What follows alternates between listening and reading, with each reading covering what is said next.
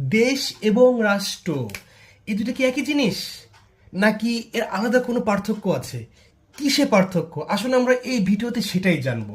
আর নিচে আমি একটা জিনিস লিখে রেখেছি, সকল রাষ্ট্রই একটি দেশ, কিন্তু সকল দেশই রাষ্ট্র নয়।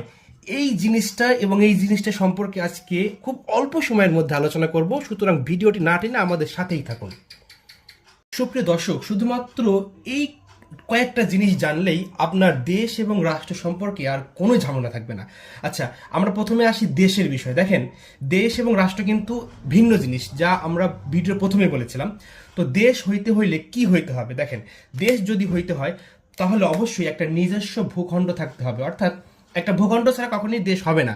নির্দিষ্ট একটা ভূখণ্ড এবং ওই দেশের নির্দিষ্ট কিছু জনগণ থাকবে বা জনসংখ্যা থাকবে এবং তাদের সংস্কৃতি থাকবে।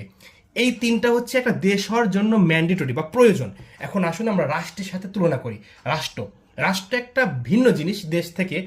ওভারঅল কিছু জিনিস মিল আছে, কিন্তু একটা জিনিস একটু আপনার দেশ এবং রাষ্ট্রকে আলাদা করবে। দেখেন, নির্দিষ্ট ভূখণ্ড দেশেরও থাকবে, রাষ্ট্রেরও থাকবে। এবার জনগণ এবং জনসংখ্যা এটা দেশেরও আছে, রাষ্ট্রও আছে। এবং সংস্কৃতি বিষয়টা রাষ্ট্র থাকবে, কিন্তু এটা অত হাইলাইটেড না। রাষ্ট্রের যে দুইটা টার্ম বেশি গুরুত্বপূর্ণ, সেটা হচ্ছে একটা সরকার থাকবে, অর্থাৎ নির্বাচিত সরকার, বা যে সরকারটা ওই দেশের সকল সরকারি ব্যবস্থা চালাবে, অর্থাৎ সরকার থাকবে একটা দেশের। এবং মোস্ট ইম্পর্টেন্ট যেটা, সেটা হচ্ছে সার্বভৌমত্ব। রাষ্ট্রের সার্বভৌমত্ব থাকবে। অর্থাৎ সার্বভৌমত্ব মানে কি? সার্বভৌমত্ব মানে হচ্ছে ওই রাষ্ট্রের বা ওই দেশের স্বাধীন ক্ষমতা। অন্য কোনো দেশ এসে সেখানে হস্তক্ষেপ করতে পারবে না। হস্তক্ষেপ করতে পারবে না বিধায় ওই দেশের একটা স্বাধীন ক্ষমতা আছে।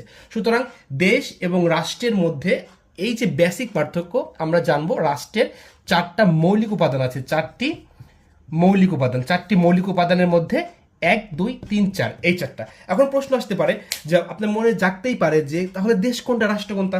আচ্ছা, এরকম দেশ অনেক আছে পৃথিবীতে। আমরা প্রথমত একটা দেশ যদি বলি বা একটা দুইটা দেশের কথা বলি, ধরুন Palestine Palestine Palestine Palestine Palestine বা ফিলিস্তিন, প্যালেস্টাইন বা ফিলিস্তিন, এই যে একটা দেশ, এটা আমরা একসময় রাষ্ট্র হিসেবে জানতাম, কিন্তু এখন এই দেশের কোনো সার্বভৌমত্ব নেই। অর্থাৎ ফিলিস্তিনি রাষ্ট্রের বা রাষ্ট্রের কোনো সার্বভৌমত্ব নেই, কারণে এটা দেশ হিসেবে কাউন্ট করা হয়। এবং দেখবেন যেমন তুরস্কের আশেপাশে আছে কুর্দিস্তান। কি আছে? কুর্দিস্তান কুর্দিস্তান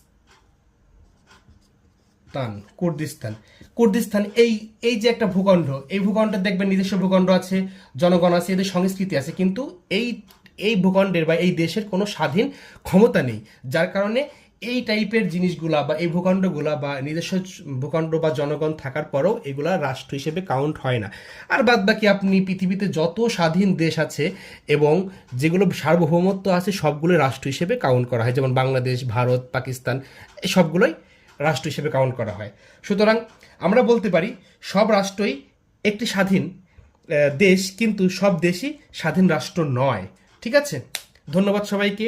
এরকম ভিডিও পেতে চাইলে অবশ্যই পেজটাকে ফলো এবং সাবস্ক্রাইব করে রাখুন এবং শেয়ার দিয়ে রাখবেন যেন সবাই দেখতে পারে।